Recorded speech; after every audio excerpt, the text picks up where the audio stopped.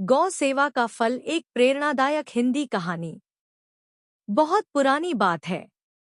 भारत के एक छोटे से गांव में एक निर्धन ब्राह्मण रहते थे।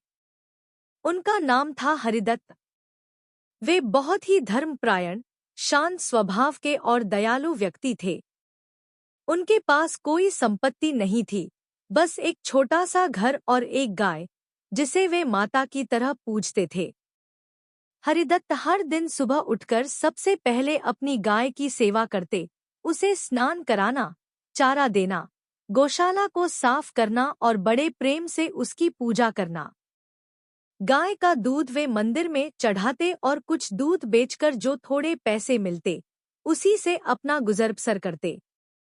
गांव के लोग अक्सर उनका मजाक उड़ाते और कहते, हरिदत्त, इस गाय की सेवा से तुझे क्या मिलेगा? न खेत है, न पैसा। ये भक्ति तुझे भूखा मार देगी। लेकिन हरिदत्त कभी विचलित नहीं हुए। वे मुस्कुराते हुए कहते, गाय माता की सेवा सबसे बड़ा पुण्य है।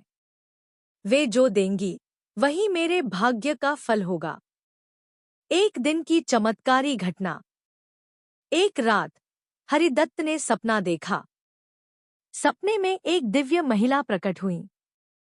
उन्होंने कहा, हरिदत्त, तुमने वर्षों से गौ माता की सेवा की है। अब समय आ गया है कि तुम्हें उसका फल मिले।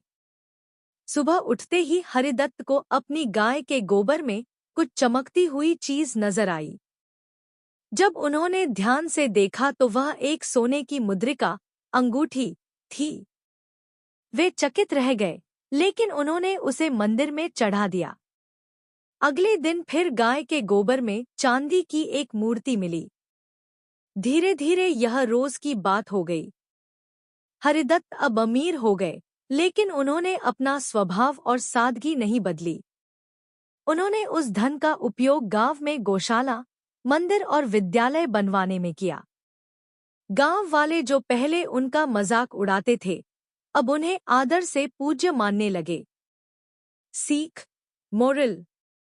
गौ माता की सेवा निष्काम भाव से करने पर व्यक्ति को न केवल आध्यात्मिक लाभ मिलता है, बल्कि भौतिक सुख संपत्ति भी स्वयं उसके पास चली आती है।